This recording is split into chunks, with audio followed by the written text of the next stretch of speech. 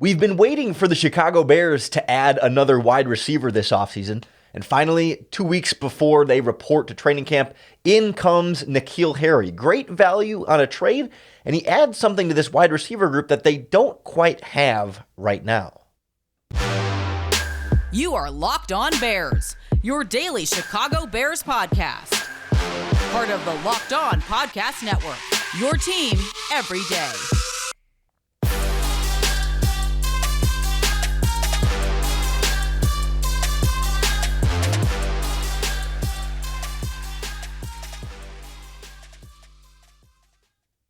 This is Locked On Bears, and I'm your host, Lorin Cox. I'm here to bring you your daily, in-depth Chicago Bears news and analysis. You can follow me on Twitter at CoxSports1. You can follow the podcast on Twitter at Locked On Bears. You can like Locked On Bears on Facebook. You can join the Locked On Bears Facebook group, where there's already even more discussion about N'Keal Harry in that group, or join in by subscribing to the Locked On Bears YouTube channel and comment on the video below. Thanks for making Locked On Bears your first listen today. On the show today, the big wide receiver trade. Well, big for right now, big when there's nothing going on in the NFL offseason, but a trade that we've been waiting for nonetheless, waiting for the Bears to add something else at wide receiver, given the salary cap space they've found themselves in. Harry doesn't take much of that, but does take a future draft pick. We'll kind of break down what his path has been up to this point in New England, why the Patriots then were looking to trade or just get rid of N'Keal Harry. We'll take a look at what his skill set is, what he brings to Chicago, how that fits with what they already have and what they don't have at wide receiver. Plus, this Bears wide receiver depth chart, kind of updating it. We know Darnell Mooney's at the top, but then where does N'Keal Harry fit with Byron Pringle, Velus Jones, Equanimeous St. Brown, and all the other wide receivers the Bears have under contract? It's been no secret that N'Keal Harry has wanted out from the New England Patriots. He requested a trade, I think, last year, and the team had been rumored to be looking for partners for him, but didn't want to give up on him, so easily and just cut him or anything after using a first-round pick on him in 2019 out of Arizona State, the last pick of the first round. And I remember at the time feeling like maybe that was a little bit of a reach for N'Keal Harry's skill set. There were some rumblings, and some NFL draft analysts had him closer to that range, but it was more of that second round, maybe even third round type of range. But, a big bodied guy at Arizona State that you thought you could bring to the league and develop maybe with that number one wide receiver type of skill set that obviously, as we can tell now, just hasn't quite panned out, hasn't come to be. I mean, he hasn't even broke 600 yards in his career total up to this point. Really, seasons of 100 yards, 300 yards, and almost 200 yards this past season, and never really emerging into that role that the Patriots wanted at wide receiver. And over the years since, they've intentionally built up more at receiver because guys like Harry haven't been as effective as they want. They traded for Devonta Parker, used a second-round pick this year on Tyquan Thornton. I think they brought in Nelson Aguilar last year or so. And so he didn't have a spot in New England. It seemed to me like he was destined to become probably a training camp casualty by the end of this year that wouldn't make the 53-man roster.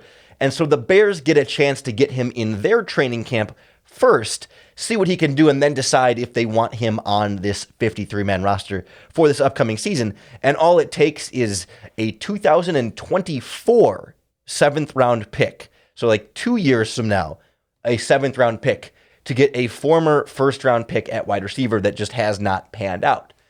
And all in all, that's as close to trading nothing as you can get in the NFL. It's like almost the lowest possible compensation for a player in a trade is a seventh-round pick in the near future. It essentially costs the Bears nothing.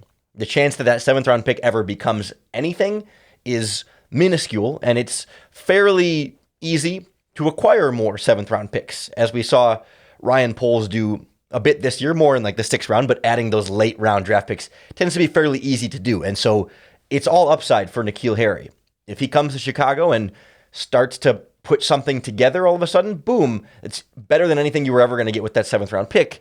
And if, they have him at training camp, doesn't really do anything, and you cut him before week one, well, that seventh round pick was unlikely to become anything anyway, and now you know. So then, if the Patriots had kept him and throughout the preseason cut him before week 1, you don't really want to bring in N'Keal Harry for the regular season before you bring him into your organization and see if he's even worth keeping around. Now the Bears essentially give up that 7th round pick for the advanced scouting on what N'Keal Harry might be able to be for them, how he might be able to fit in this system, in this offense, in a spot where the Bears have an absolute need at wide receiver. And so this nice combination of no risk, all upside for a player that, you don't typically see this type of deal prove to be a huge steal for the team that gets him, right? Chances are that Harry doesn't come to Chicago and be much more than what we've seen from him up to this point in the NFL career. But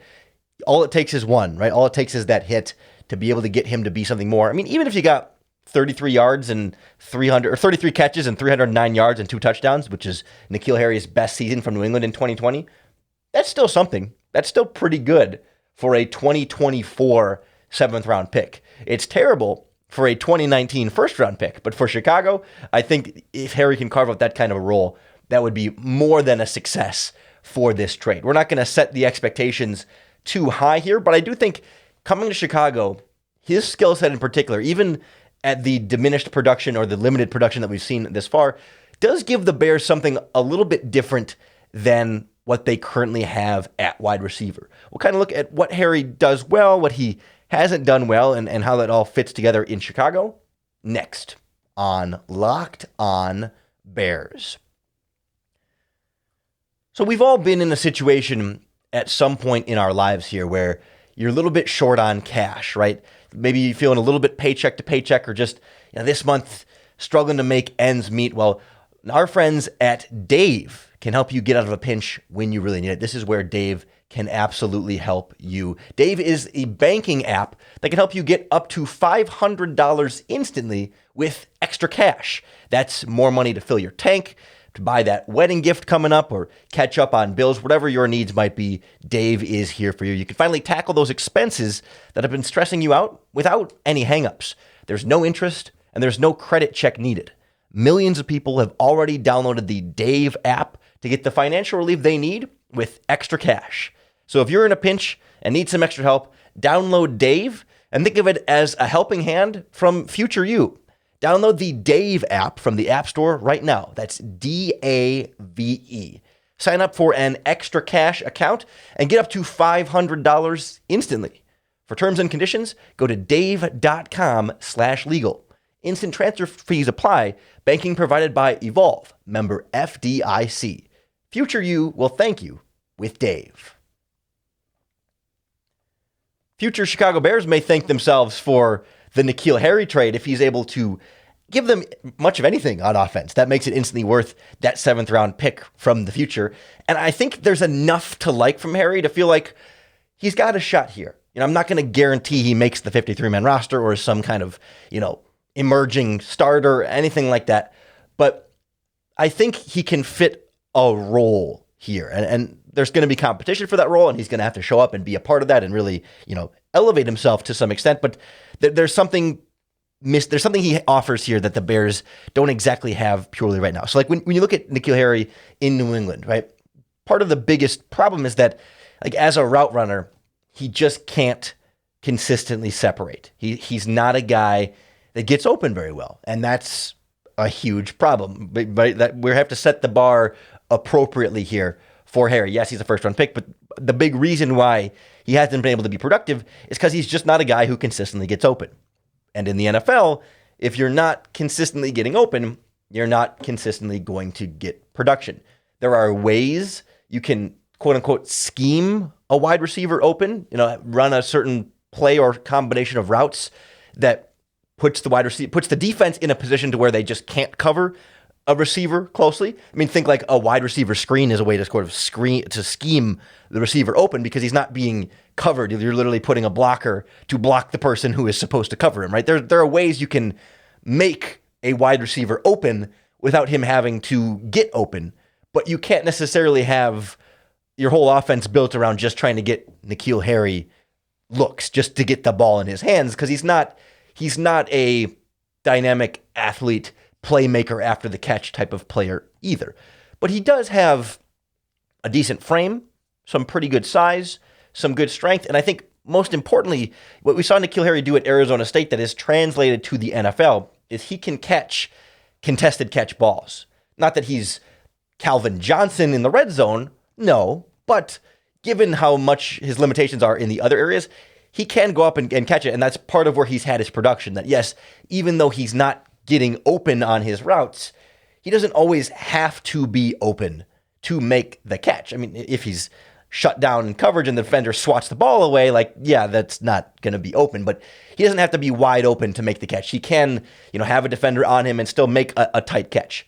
Doesn't mean he never drops passes. He's had a few drops in his NFL career, but he does give you a little bit more of that physical at the catch point type of player.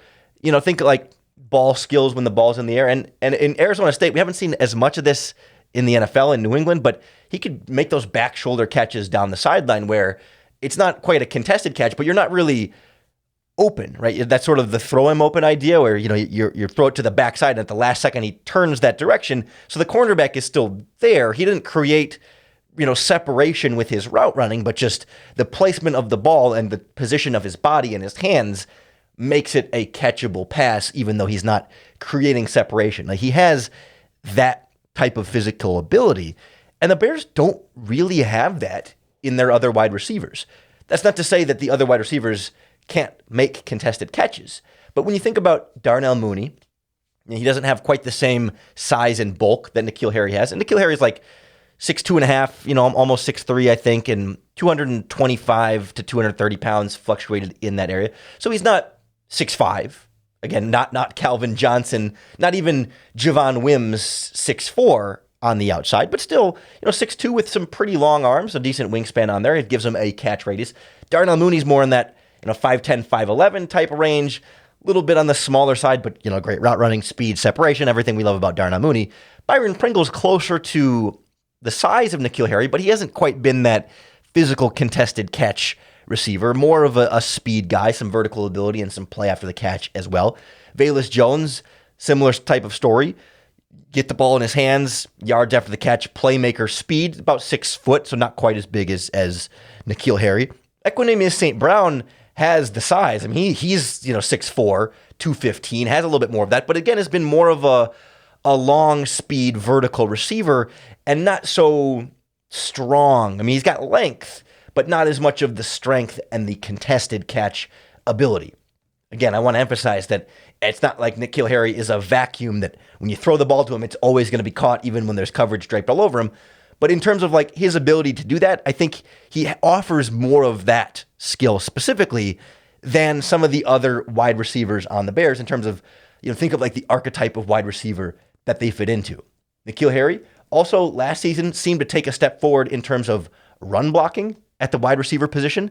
That's something that we've heard all offseason that Ryan Poles, Matt Eberflus, and Luke Getsy want to emphasize at receiver. Have guys who will be physical in the running game to then also be physical in the passing game in the case of N'Keal Harry. So you can see where there's a path then to some number of snaps on offense, right? If you can't separate, you're not consistently going to be the number one wide receiver. And certainly Mooney's got that role and probably not even going to be consistently the go-to number two until you can develop that skill set a little bit more. But on a team that has a bunch of speed guys at wide receiver, he can be more of the physical possession type of guy and maybe offer enough of a variety at the position, plus enough run blocking to stick on the team and have some potential role on offense. He's never been a huge special teams contributor, a few snaps here and there, but it wasn't something that New England asked him to do quite a bit, and that'll be a part of this 53-man roster competition, I'm sure. But we'll kind of look at where N'Keal Harry can fit in this Bears depth chart at wide receiver next on Locked On Bears. Here on the Locked On Podcast Network, we've got a special thing going for you right now about which NFL stars are moving betting lines the most. Starting July 18th, Locked On is giving you the 50 most valuable players in the NFL from our friends at BetOnline. And I'll tell you what, one Chicago Bears player made that list of players who move betting lines the most when they're in the game versus not in the game, projecting for this upcoming season. So available July 18th on the Locked On NFL podcast, wherever you get your podcasts, or on YouTube, wherever you're consuming Locked On Bears right now. Check that out. Starting July 18th, including one of your Chicago Bears moving some betting lines. I'm part of that show with some reaction as well on, seems like bet odds makers have some faith in that Bears player in particular, having a real impact on those odds. It's the Locked On NFL podcast, most valuable players, starting July 18th, wherever you get your podcasts. As we look at where N'Keal Harry fits into this Chicago Bears depth chart at training camp, obviously it's going to be an open competition there, not guaranteed a spot on the 53-man roster, not guaranteed a spot on the starting lineup or even getting snaps in games. I mean, we saw last season the Bears were pretty content to try and bring in a player and see if he could find a role, like Brashad Perriman, right at the end of the 53-man roster cut down, came over from the Buccaneers, if I remember correctly, either the Buccaneers or the Ravens. He played for both.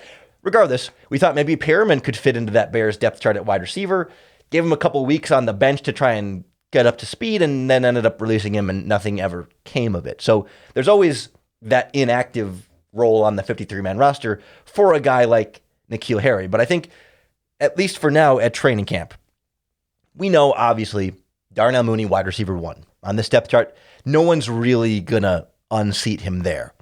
After that, it's wide open, I would say. I think everyone's got this expectation at this point that Byron Pringle steps in as wide receiver 2 in this depth chart. He's a guy who played the slot a lot in Kansas City, but can play outside. Mooney can play the slot and play outside. I think Velus Jones will be the same way. They have a lot of guys. Harry played a little bit of slot too, even. A lot of guys that can play the slot, can play outside. And so that's what's going to complicate this when it comes to the depth chart at wide receiver this season, because it's not going to be so obviously like the number 1 wide receiver role, the number 2 wide receiver role, and the number 3 wide receiver role. It feels like, given the cast of characters after Darnell Mooney, we might get into this rotation game, because Velus Jones likely going to get some snaps there. Again, maybe primarily the slot for him as a rookie, in the backfield as well. He did in college at Tennessee. So different ways to get him the ball on offense. And so does that make him then, your number 3 receiver? Or is there an opportunity then, I think, for N'Keal Harry to get into that conversation? Equanimeous St. Brown is going to be in the discussion. Maybe Daz Newsome as a dark horse there. They also brought in David Moore from the Seahawks, who's been a starter in the NFL before, who can be in this conversation. Tajay Sharp, Dante Pettis. There's a lot of bodies at wide receiver, and they're hoping that the competition elevates the level of play of at least enough of them to give you an NFL caliber quality wide receiver. It's definitely been a quantity over quality approach, but the idea is that quantity produces quality as unproven or lesser proven players try and step up into these bigger roles in Chicago. So I could see, that Byron Pringle is sort of that number 2 guy in terms of like snaps played after Darnell Mooney. And that might be the best way to differentiate this. Not so much like who is the quote unquote true number 1 receiver and who is the quote unquote, number 2 and number 3 and defining those roles evenly, but more so who plays the most snaps and who has the most targets, who has the second most targets and snaps, third, fourth, and so on. Like, it would seem like Mooney 1, Pringle 2, given everything all these players have done up to their career. Then from there, you could see Velus Jones being the third in terms of snaps and targets. But if the learning curve is a little tough for him as a rookie, or for whatever reason, the route running and the playbook is a challenge for him, or whatever it might be, maybe N'Keal Harry could be in that third spot, or maybe David Moore could be in the third spot. Equanimeous St. Brown in Green Bay has always kind of been more that number 4 role, but he's had guys like Devontae Adams and Randall Cobb ahead of him for most of his career. Now, I don't think, as much as we have hopes for Byron Pringle and Velus Jones, they don't present quite the same established, proven, locked into more snaps type of thing, to where the difference between the number 2 and number 4 receiver in this offense could be a lot less of a discrepancy, in terms of snaps and targets. It could be a much more balanced rotation after Darnell Mooney, just to get the ball into different guys' hands and throw different threats at opposing defense. The key is that they have to be a threat. And I wonder how well N'Keal Harry will provide that true threat. I could see in the red zone especially, if he can be a contested catch guy, there's just not as much room to separate in the red zone. And so you need guys, especially in the end zone then, that can catch balls when you're not as open. And maybe N'Keal Harry can be, number 4 or 5 on the depth chart in the rotation sort of, but get those types of roles in the red zone. I don't think he was able to really nail that down in New England. That's sort of what, by the end of New England, they thought that might be what he'd be relegated to. But, he only had 4 touchdowns in 3 seasons and none last year. It was 2-2 in his first 2 years. So it's a lot to expect him to just develop into some amazing touchdown machine in the red zone. But there's a path there for him in this rotation. And then, if Equanimeous St. Brown rotates in as more of like a deep shot, long speed vertical guy, but not an every down wide receiver. And then you sort of have Pringle and Mooney as your kind of go-tos in every down. And then, Velus Jones rotates in some slot and some backfield, not as a gimmick per se, but as a jack of all trades type weapon. Harry rotating in as a possession guy, Equanimeous St. Brown rotating in as a deep vertical guy. All of a sudden you can have a bunch of different flavors at wide receiver to go with maybe your 2 more regular appearances in Mooney and Pringle. That seems to be where I would put my money, where I would bet this plays out based on what we know about these guys and what we might be expecting or hoping from these Bears receivers. But training camp can go a long way towards ironing that out. Certainly Byron Pringle needs to prove that he can be that true, more of a true number 2, type of compliment there. 570 yards last season and 42 catches, but it's a lot easier to do that when Tyreek Hill is in your offense, as opposed to say Darnell Mooney is just not going to be quite Tyreek Hill, and the offensive line is going to be a factor in that as well. And so we'll sort of see what this might play out as in training camp. But there's a lot of opportunity for a guy like Harry to come in with the pedigree, with the talent, with a lot of the talent that just needs to be, honed in and needs to work through some things, round out that route running, and maybe a new wide receivers coach in Tyke Tolbert can get something different out of him. Maybe a new offense from Luke Getsy can put him in some different positions. And hey, for a 2024 7th round pick, let's see what he can do. Let's see how this wide receiver depth chart plays out. We'd love to hear your thoughts on the Harry acquisition and this receiver depth chart. Let us know in the comments on the YouTube video. Join in the conversation that's already happening in the Locked On Bears Facebook group. Tweet us at Locked On Bears on Twitter. And of course, hit that subscribe button to keep up with all of our daily in-depth Chicago Bears news and analysis. Really appreciate you making Locked On Bears your first listen today and each and every day. We'll be breaking it down for you anytime there's a big Bear story like this. We're here for you, hopefully making it that much easier for you to bear down.